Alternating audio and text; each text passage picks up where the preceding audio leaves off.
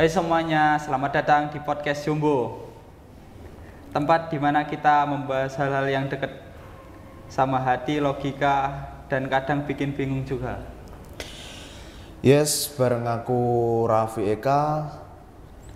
Dan aku Kurniawan. Hari ini kita bakal bahas topik yang penting, gak pernah basi, friendzone, cinta sepihak atau cuma sinyal yang salah satu tangkap. Nah itu dia, soalnya banyak banget yang ngerasa dikasih harapan padahal ternyata cuma dianggap teman. Jadi siapa nih yang salah, si pemberi sinyal atau yang terlalu baper? Oke, definisi dulu deh. Menurut kamu friendzone itu apa sih, Kak? Menurut aku ya, friendzone itu ketika kamu ngerasa udah deket banget sama seseorang, kalian ngobrol intens, sering jalan bareng, tapi ternyata dia nggak punya perasaan lebih. Dan pas kamu converse, bam, aku sayang kamu sebagai teman. Ya, itu sangat menyesal lah itu kayak gitu itu. Tapi jujur sih, kadang orang terlalu cepat nganggap itu sinyal. Padahal bisa aja emang dia ramah dan nyaman sebagai teman. Gak semua perhatian tuh tentang cinta, ya kan? Gue pernah tuh dulu deket banget sama teman kuliah. Kita chat hampir tiap hari, tukeran playlist Spotify, bahkan suka nyari tempat makan bareng. Oke, kode keras itu mah. Makanya gue pikir dia suka juga, tapi waktu gue tembak, aku nggak mau kehilangan kamu sebagai sahabat, jawaban dari dia. Dunia langsung slow motion. Kok kayak drama ya itu? Tapi iya, kadang emang kita terlalu cepat bikin asumsi sih. Ini antara beneran cinta sepihak atau salah baca kode aja. Nah, pertanyaannya, apakah orang yang bikin kamu masuk friendzone itu sadar atau dia nggak tahu kamu baper? Itu bisa dua-duanya.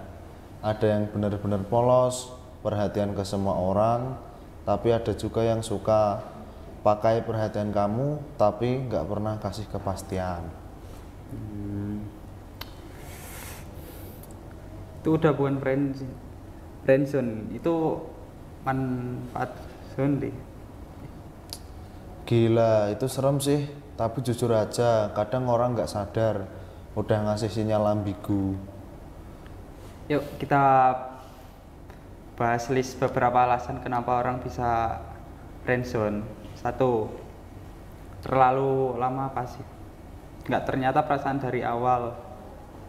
2. Terlalu available, jadi pacar candaan gitu. 3. Overthinking, takut kehilangan, jadi nggak berani gerak ataupun apa gitu. 4.